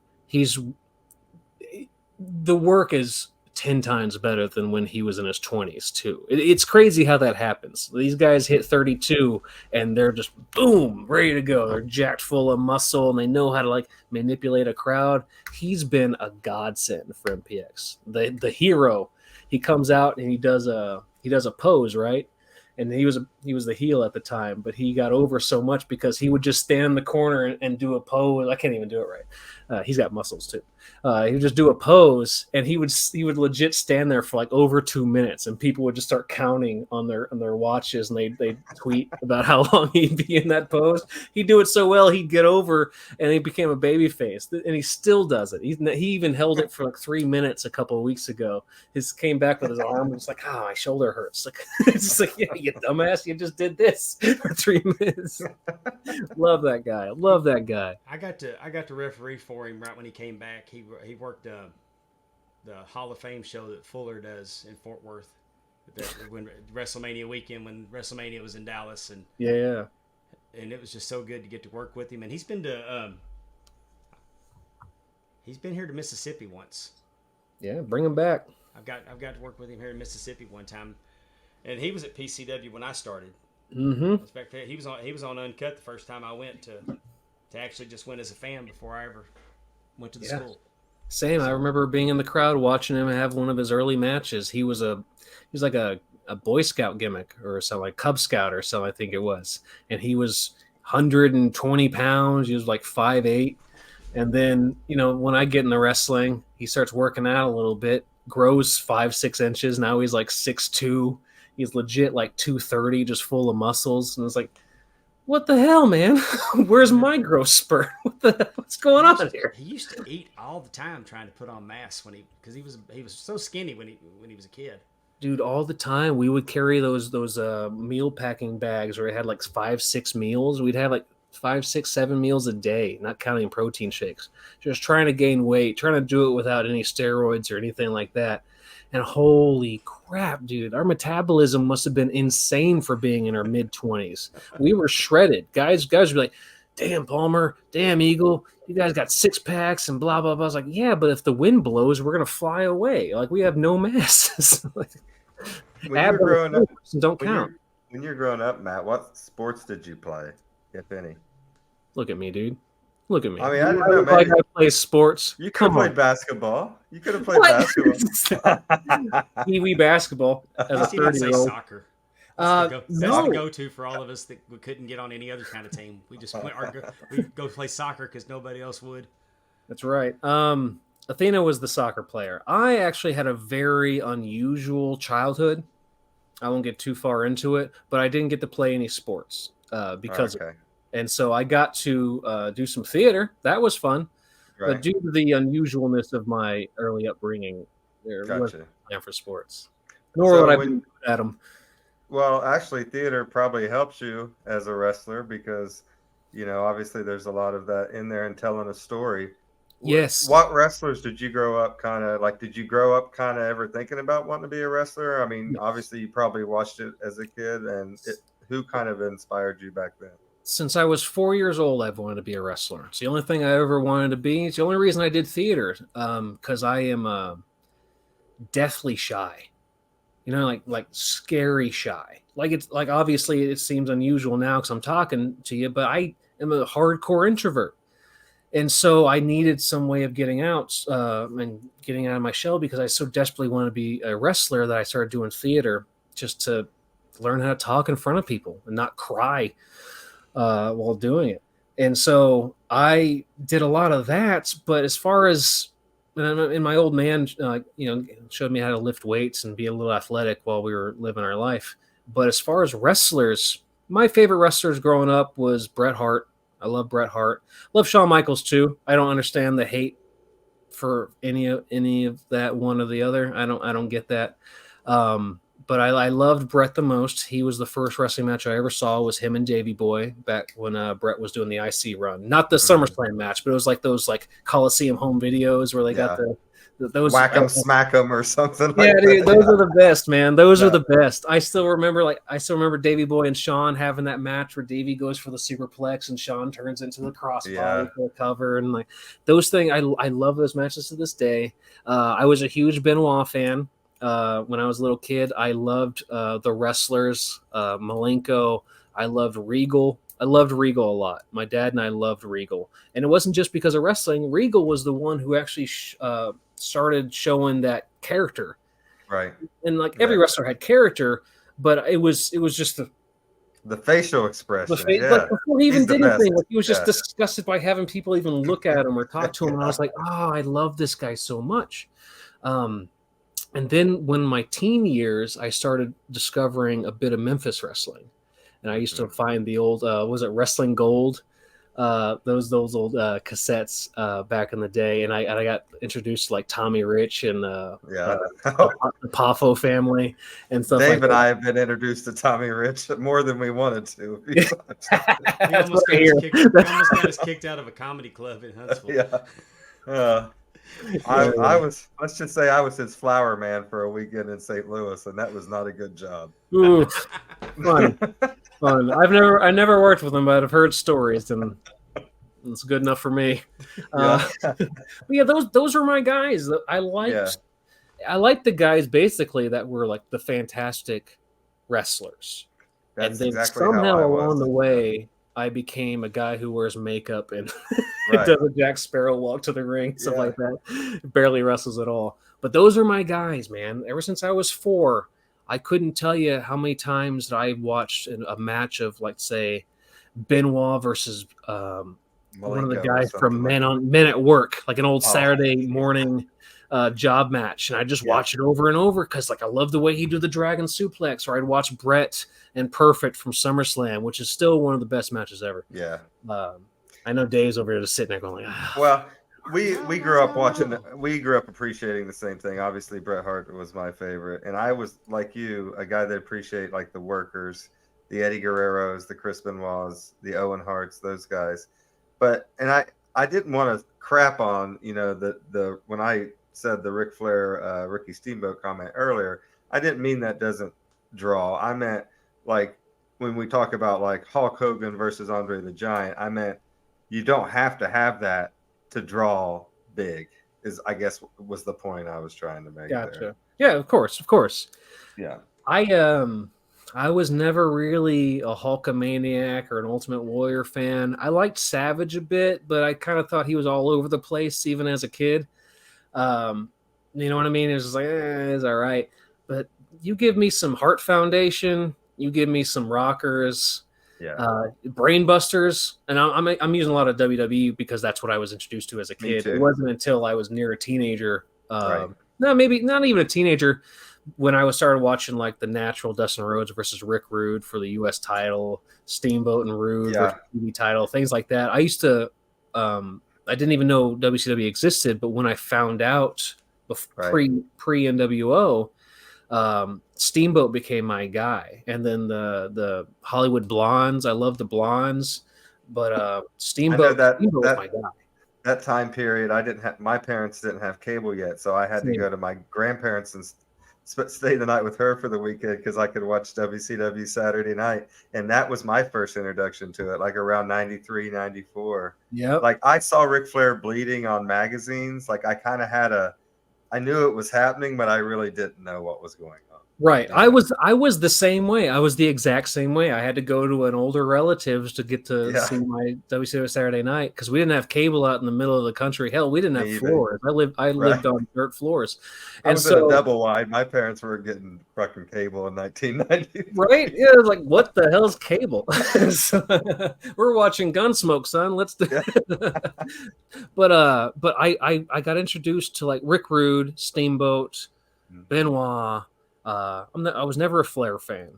Sorry, Dave. I was never a Flair fan. I appreciate him now, but I was all about Steamboat. I liked me a little bit of Ricky Morton. I'm not going to lie. That was a little bit older, but I go back and watch some stuff. I liked some Ricky Morton. Never was a Von Erich fan, which is weird. being a Texas boy, but I didn't like the Von Erichs. But I liked a lot of the Texas heels. Anyone Skandar Akbar was coming into the ring with. I don't know why. Maybe I was just a little shit stirrer, a little kid, but I liked Skandar a lot, a lot. Did you do this thing, Matt, which was the old classic? When your grandma or whoever picked you up, we had to stop by the video store so I could get Royal Rumble '92 and watch Ric Flair win or something like that. Dude, get out of my head. So we had this little hole in the wall rental place. It was like BJ's Videos or something like that. I can't remember. Yeah. And the way I was able, because they only had like 3 wrestling videos. It was the Rumble where Rumble 91 where Warrior loses the belt and Hogan wins the Rumble. It was the SummerSlam 91 with Bret and Perfect. Bret and Perfect, yeah. And then what was the other one? Oh, it was SummerSlam 92, the England one. And those are the ones I rented religiously every Friday when I got out of school, to the point where my parents just signed a little waiver saying, hey, he can rent these wrestling videos whenever he wants. No parental permission. I was like 8 or 9. The problem is they categorize the wrestling with the R-rated movies. And so by the time I got to be 11 or so, here I'm coming home with all Dust Till Dawn. Hell yeah, we're going to watch Summer. You know what I mean? It's like, yeah, I'm watching SummerSlam 92. And meanwhile, Selma Hayek's got the snake and was like, oh. I think I pulled that gimmick off myself a few times. Oh, yeah. But yeah, the video store was the best, man. Because I grew up in the late 80s, but I was only like 3 or 4 or 5 years old. I turned 5 in 90. So like it was awesome that I could go back and rent WrestleMania 2 and 3 and all the stuff that I didn't see when I was a baby, you know. Well, I'm old. I got to watch it first run. Yeah. They didn't even have video rental places back then. You had to go there live on the show. I bought my first VCR to tape Saturday Night Wrestling on TBS when I got cable, just to hear Ric Flair and Dusty Rhodes cut promos, and I had to buy a Beta because I couldn't afford a VHS. Oh man, Beta was the cheaper of the two. You chose the wrong one. Looking back at it, didn't you? Yeah, I did. I chose poorly. Yeah. We got the laser disc thing when just before DVDs came out, or whatever that large thing is. It didn't last long either. Holy cow, we were dumb. And it's amazing how much you spent on stuff back then. I was watching this video on Twitter. It was this dude. It was like 1999, and you remember those big stand-up box TVs? Like they just sat on the ground, but they were huge. He goes, guys, come here in the basement. Look what I got. And they're all like, holy shit, dude! How much did that cost you? $10,000? And he goes, half, $5,000. And then like 2 years later, they got the flat screens on the wall. Isn't that heartbreaking looking back at all that? It's like I spent $5,000 to watch a 26-inch screen. I think my first television as an adult, I think my first television floor model it was a floor model. It's furniture. Yeah. Mm-hmm. Yeah, ours swiveled on the ground for it, and it wasn't all that big, and it took 2 people to carry it in. Yeah, they were heavy. Ours was on that wood swivel. Remember those? My first remote control was telling my brother to get up and change channel. Yeah. We had a remote control that was like this big, and it had everything on it. And like, I don't know how I couldn't operate it to this day, but as a little kid, I knew exactly where the record button and the play button was because I only had 2 of the blank VHS tapes. And so I would just record over each one. I discovered one a few years ago, and apparently the last thing I had put on there was Lex Luger versus Bastion Booger from some Saturday morning. What a classic! Yeah, it's a mad classic there. And it was babyface Lex, and they were just trying to show how strong he was. It's like, oh, can he lift Bastion Booger? If he's struggling with Booger, he can't lift Yokozuna. Bastion Booger ate a few extra tacos today. I don't know if he can get him up or not. Like he come out, he had like the grease, and he's like, this poor guy gets to be called Booger. Also, shout out to my grandpa who would send me up the antenna when the wind's blowing. We're about to have a tornado, so that we could see the TV better, and risking his grandson's life to get struck by lightning. But we got to be able to see Bonanza, so turn that damn antenna. Yeah, you got to see. That was always good too. Well, Palmer, tell us what y'all got coming up on September 9th. September 9th. You mean 16th? 16th, excuse me. There we go. September 9th. September 16th, we have that's the last Action Hero that we had on the 9th. That was a pretty fun show.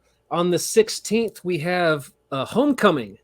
It's homecoming season for everyone in Texas. You know, big football fans in Texas, and homecoming's a big part of it. So we're theming our show on homecoming. We're going to have a king and queen homecoming match. I won't tell you any further, but we've been doing some vignettes and videos very much set in like a high school atmosphere. We have a bunch of 30-year-old teenagers, and so we've been doing that, and they're fighting over. I'm going to be homecoming queen. I'm king. We've been doing like detention videos, like basically they're doing as a teacher. I'm going to have to tune in to see this. Dude, it's been a blast to the point where like I have half a mind to do it as an annual show. And there it is. There it is. They got Machko, Sandy, Morgan Mercy, Erica Torres, and Killer Kate trying for Homecoming Queen. You got Kane Carter, Mikey B, Shimbashi, Tommy Prince, and Caleb Riley trying to be Homecoming King. I love the artwork on that. King and Queen. No titles on the line. That's awesome artwork on that promo.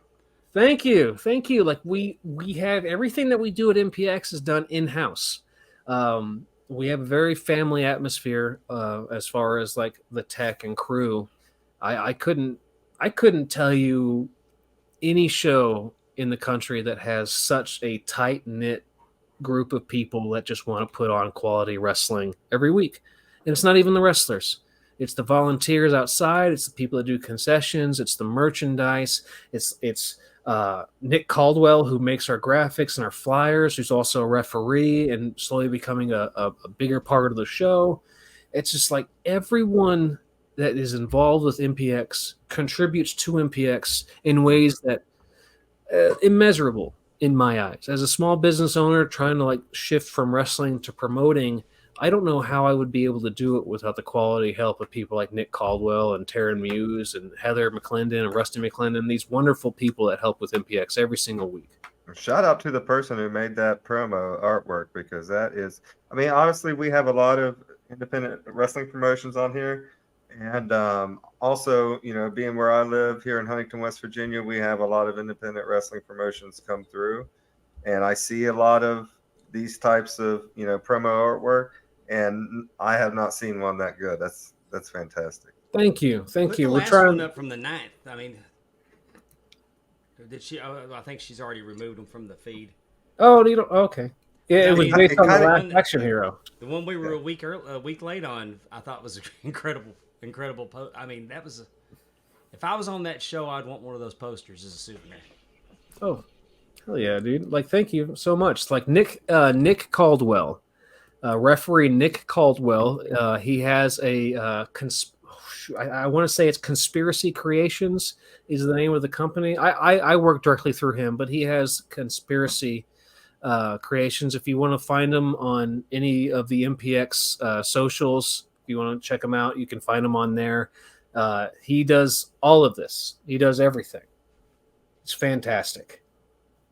And he's a pretty good referee, Dave. If you ever need somebody to back you up if you actually get hit. Well, sometimes Dave doesn't see the cheating. The other night. What's that? I was the only referee the other night. You're still doing those marathons? You got to stop that, dude. Just throw your shirt on a wrestler that look like my size. I'm there, and I'll tell the promoter I'll do them all because just give me twice the money. Yeah, he's greedy. If he's making that trip, he wants the money. I love being in the ring. Yeah. Well, I get it. I absolutely still love being in the ring. I still get butterflies before I go through the curtains. And you want to hear something crazy? I get bigger butterflies going out in front of 300 or 400 people than I do going out in front of than going out in front of thousands. I get that. When I work for Revolver, we're always in front of a lot of people, right? And I get to go out and I'm doing the shtick. It's a lot of fun. I'm feeling the energy. I'm giving it back. It's fantastic. But when I'm one of those more intimate places that only holds like 300 people, and it packed out, but it only holds 300 people, dude, I feel like this crazy rush. I don't know what it is. It's that intimate atmosphere where like you just know that just there's less eyes on you, but you have their undivided attention. And it's like, oh, you know what I mean? Sometimes I get in there and I'll get a little gassed in the ring just because like the adrenaline's pumping a little too hard. It's like, whew, damn. then there's a few thousand people in the crowd, and I'm like, all right, boys, we're doing great. Let's go ahead and get a little work steez in here. The only thing that feels better than that rush before you go through the curtain is when you've been part of something in the ring that's so special that you're on a high that you won't, and you can't sleep when you get home. I mean, you're not going to get tired in the car, and you're riding that wave, and it's hard to go to bed that night because, just for instance, I refereed Larry D versus Angel Camacho. Yeah, and man, you wouldn't have thought from when you went out there that was going to be what it ended up being, but I knew when we got out of the ring that was something special that night. Mm-hmm. And those are those moments like you're in the ring, you get the 3 counts, you're almost to the curtain, and you're just sitting there going like, damn, I wish I could have gone another 10 minutes with this. You know what I mean? I wish, and you can't, because you can't milk it forever, otherwise it goes down in quality. But you're just sitting there going, damn, I got to go and do a regular job on Monday, or I got to go wrestle this crap show on the next day on Sunday, whatever it is. It's just like that feeling. If you could bottle it and sell it, God, when wrestling is right, there's nothing better. Dude, when wrestling is done right, when it's true quality wrestling, and I'm saying this as a person who does a lot of shtick and character stuff, but when it's true quality wrestling, guys in there doing true graps, it's unmatched. It's unmatched. When you get something like an Iron Man match between Eddie Edwards and Biff Busick. I watched that in Boston, I want to say 10 years ago. Still to this day, the best Iron Man match I've ever seen. 60 minutes. I was just sitting in the crowd watching them, and the feeling of just being a worker that got to see other workers accomplish this in front of however many people were there, and just the feeling that they had, I didn't want to cry, but there was just an overwhelming sense of emotion of just watching guys just go out there and organically, no pre-planned, nothing, organically have a 60-minute match that was never dull, never slowed down. And I mean slow down as in like we locked in a figure 4 for 10 minutes. It was just wonderful. I've had a few experiences like that with ACH. You talk about Larry D. I actually dropped the Revolver title to Larry D years ago. And I remember having this match with him to where I was a heel who kind of turned face because of health reasons that got out, and I told people, and so de facto babyface turn, or default babyface turn. And I worked a body slam on Larry D. Little old me got a body slam, and people lost their minds on a body slam where they're yelling, "Pin him! Pin him!" And I was like, and I go over and I was like, this is incredible. Like I'm barely giving. Like usually I gotta murder myself out here to get. You know what I mean? And then you capture those moments like that, and it's like, why can't wrestling be like this every single time? You know why it can't be like that every single time, but. Oh, Matt, earlier you were talking about your show Homecoming, September 16th in Bedford, Texas, of course. And you said, it is the perfect timing because people in Texas are going, having homecoming here. And actually, Teppy, our producer, Dave's beloved wife, was sewing or tightening up a homecoming dress as we speak, as we came on here tonight for her granddaughter. So, dude, you got. On the flyer, you got Brick Savage versus Matlock. Brick Savage is a legitimate championship level weightlifter strongman. Matlock is one of those young wrestlers. I've been working with him for 5 years now. He's nuts. He's just completely nuts. Dave, you've run across these guys that just want to go out there and kill themselves for every wrestling match and just beat the tar out of each other. And you're just like, you only have 5 minutes. It's just like, no, let's go do this and this and this. And I was like, you don't have to. I was like, but I'm gonna. I was like, all right. So like, yeah, watching these two, I'm probably gonna have a couple of EMTs backstage just in case, because I saw Brick Savage damn near throw a guy through a wall a few weeks ago. I guess he thought it had a lot more studs, or he just didn't care. He had more studs in that drywall than he thought. He chucked that dude like nothing. That guy had to be 190, 200 pounds, and like nothing. Just threw him over his head, just clean out. He looks like a complete beast, man. Just looking at it, I mean, man. Nuts. They're insane. They are just one of the strongest people. Like Athena, sorry. I know her by her real name. Athena, she saw them for the first time, and it's like, that's like a modern day Mr. T. Yeah. Like they came out of the curtain, earring, hair slicked back, got a little bit of the eyeliner on it. And I was like, it's like if Prince and Mr. T came out and just started effing people up. And then Matlock, of course, is just throwing his body through anyone and anything. That dude one time tried to I came into the building and he's stapling barbed wire to a table. And I'm like, what are you doing? And he goes like, yeah, we're going to do this tonight. And I was like, no, you're not. Like, no, you're not. My insurance doesn't cover that. And I was like,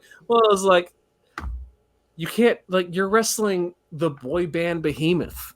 You know what I mean? The guy you're wrestling is doing kind of like a jokey, in sync kind of tongue-in-cheek kind of fun thing. This isn't Cactus Jack. It's not Cactus Jack, bro. It's like if Mick Foley has to wrestle B. Brian Blair, and it's like, yeah, I'm gonna go put him through the cage. No, man, he's nuts, dude. He's nuts. Well, I'll say this: he looks a lot tougher than the Matlock I know. And, a lot of them. Is it? Andy Griffith?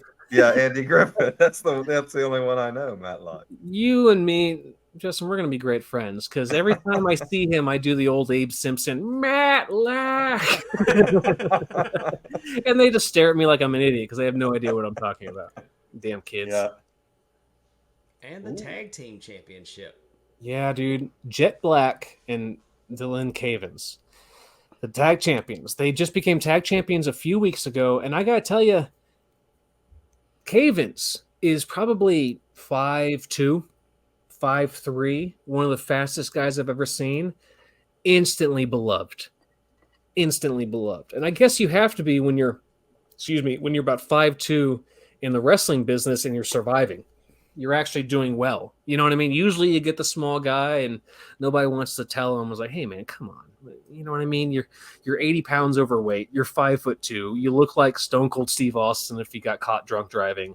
You know what I mean? It's just, you look ridiculous. This dude shredded, knows his way around a ring, knows his way around a fight. He's got pretty good hands, wrestled with him a little bit, and he has it. Whatever it is that fans look at a person and be like, that's my favorite wrestler, he's got it. Jet Black came into the MPX, I would say less than a year ago, same thing. He showed a little bit of athleticism, showed a lot of flair, but more than that, he showed personality. People loved him. Muerto Inferno really coming into his own right now. He's still working, getting a lot of the bugs out because I think he got sick a few weeks ago, but he's coming back, or a couple months ago. He's coming back stronger than ever. Carlos Diaz, he's been working with Lance Romance. Dave, I know you know Lance. He's been working with Lance Romance, and his heel work is phenomenal, man. It's like only people in the business really understand the pacing aspect of it and like the quality heel work. That's not just chewing a guy up or just kicking and punching and just choking a guy on the ropes. And having an actual flair and character and getting heat and letting shining guys up. He's getting it, man. He's getting it. And one day you guys are probably going to be seeing him traveling around everywhere. All these guys. I hope so. I mean, yeah, these guys, it looked exciting. It looks like it'll be a fun match, exciting match for sure. Kaimi here. Kaimi came from Tyler Breeze's school. He joined Athena and I would say about 4 months ago. He's coming into his own. He's one of those guys that he walks in, he's like 20. He walks in, he's tall, he's got a great shape, pretty smile, can talk well, is not shy at all. Don't expect him to be on the indies very long. You know what I mean? That guy is great. Red Chambers, been working with him for years. Lovely person. Sky de Lacrimosa. Dave, I know you know Sky. Yes. Used to be Skyrider. He's our I don't want to say deathmatch guy because he's not typecast in that role, but like his character is a cannibal. A cannibal murderer, and he's one of the most beloved guys on the roster. We're like, how the hell do I book this guy? Just like Demo Diamond. He was trained by Lamont William or Lou Sterrett is the work over VIP. VIP and DFW All Pro. He's about 6'3", 6'4". He's got to put on a little bit of mass, and he's another guy that's I don't think you're going to see on the indies very long. These guys, these young kids in Texas that come through MPX, I'm telling you, when Athena's done training with them, they put on a little bit of size and they actually travel around, they know how to call matches, they know how to put on quality fights. These guys, they're not going to be here very long. Keep an eye out for them. And, of course, the money match, baby. I'm so excited for this. I'm so excited for these two matches. Between all the high school vignettes that we've been doing, between the Breakfast Club references, it's like, you guys are in tension. It's just training. Is it this is an elimination match, or is it? I am not going to tell you. It's a surprise. No, it's not. It's not elimination. Oh. It's first fall to a finish. Okay. Elimination matches are fun at times. I like to save elimination matches for like titles. Usually simply because when you have the champion who doesn't lose the belt, but he didn't get pinned kind of thing. Right. It's okay. But when you're running a weekly product on an indie level, you may run the risk of not being able to get that champion or the former champion back in time for the rematch, which you have to have, right? And so I usually save those eliminations for title matches so the champion gets pinned at least, just because independent contractors at this level, it's difficult. And you can't be like, oh, man, I can't ever book you again because you're a journeyman wrestler when you're a journeyman wrestler yourself. Yeah. So that's why we do the first pinfall or first submission is the winner. Who's this Tommy Prince? He looks like a gimmick. Tommy Prince is the children of the Scorn or the Scorn. And I've been joking with them. It's like, you guys, it's Scorny time. You guys want to get Scorny?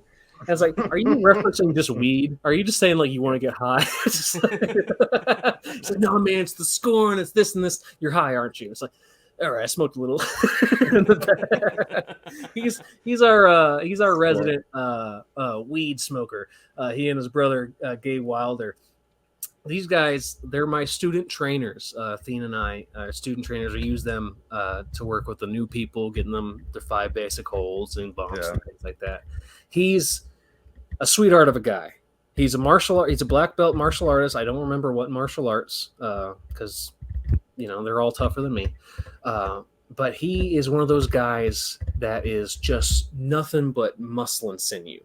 You know what I mean? He's just shredded. He looks like Bruce Lee under all the jackets, right? And he's got one of the stiffest kicks I've ever felt in my life. That dude split me open with a knee on my thigh.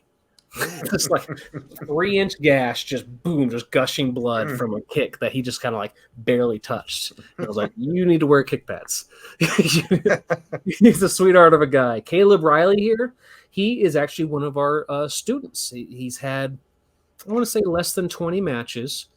He's come into his own. He's one of those guys. It's like he's an amateur wrestler, so he's really good at wrestling. We're trying to bring the character out of him, but he's a lovely person. He's slowly getting it. Kane Carter, he's killing it. He's a few years in the business. Mikey B, that's the boy band behemoth right there. That he and Sammy B, they're a married couple in real life, and they're also a couple on the show. They have a certain flair about them to where, yes, you hate Mikey. You can look at him and you hate him, but you look at Sammy B and you can't help but love this Hallmark princess. You know what I mean? Like, if there ever was a time for somebody's car to break down in a small town and become a Christmas movie, it would totally be Sammy B right there. She is just wonderful. That's Liz and Macho. Exactly. That's what was going through my head too, Dave. And they're not even doing it on purpose. They're not even trying to do that on purpose. It's just the way that he came out. So he becomes the boy band behemoth. He's been doing wonderful in the ring. Shimbashi, he came out of Houston Carson School in, I think it's Corpus Christi or just south of San Antonio. I can't remember. I think it's Corpus. He has been in the business for a handful of years now. That's the guy that when he comes out to the ring, all the girls in the front row just start shrieking his name. And I was like, oh, well, that's the pretty boy right there. That's the one that they love, man. Anytime I bring him out, you hear nothing but girls go like, Shimbashi. Losing their shit, dude. They love it. They love him. Yeah, man, that's going to be a hell of a show Saturday. And then you have some training coming up. Yes. On top September of the excellent 30th. training you're already providing. Thank you. I appreciate that.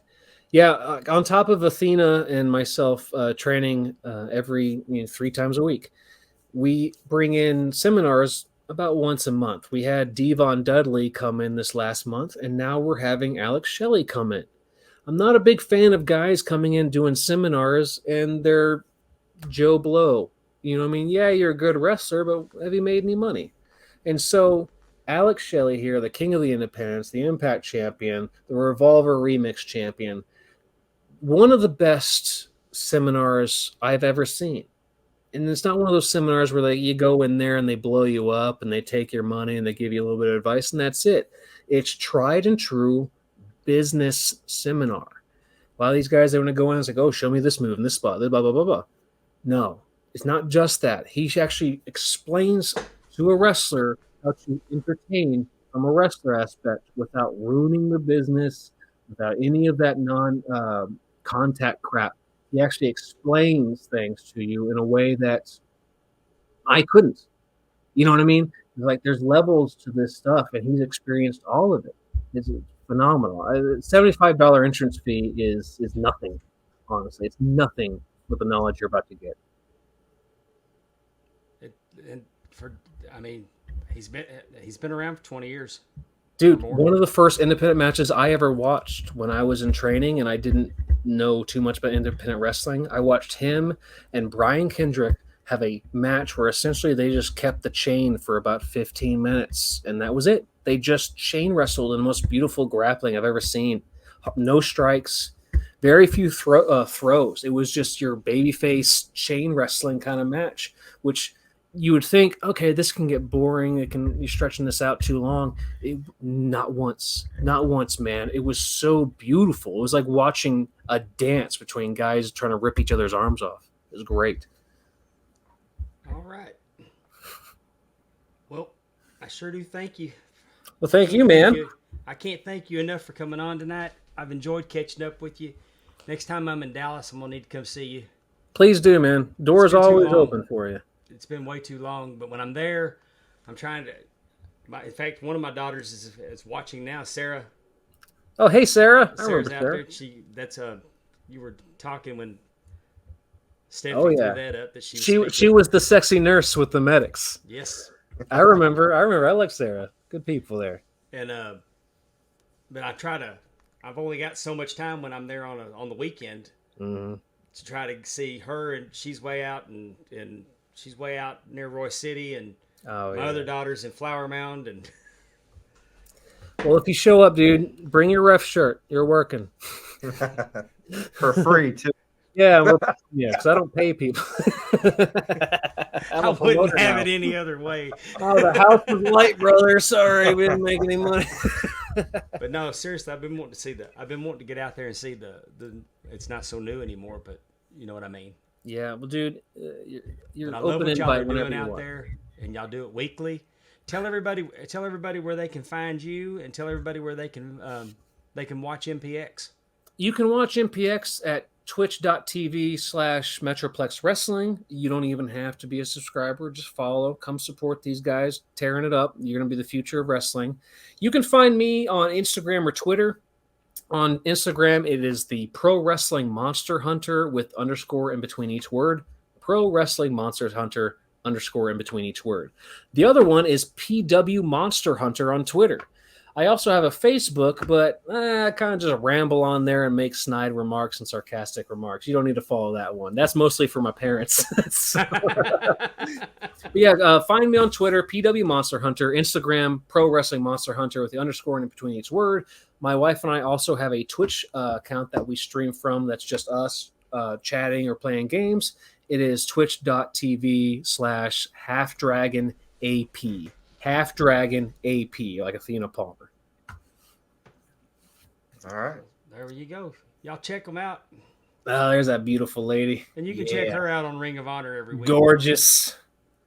Best women's wrestler in the world right there. Talent on loan from God himself. Doesn't have anyone's last name to get over there. That's just pure freaking talent. Ah, gorgeous. You better get off here and let put somebody over here. After 15 years later, still. Yeah, you did. Y'all both did good though. But anyway, thank you for joining us tonight, and hopefully I'll see you soon. I love you, and tell Athena I love her too. Will do. Love you, brother. Take care, man. Thank you. Justin, take us out. All right. Well, for the Monster Hunter, Matthew Palmer, for Pondwater Dave, I am Justin Davis saying please take care of yourself and each other. So long, everyone.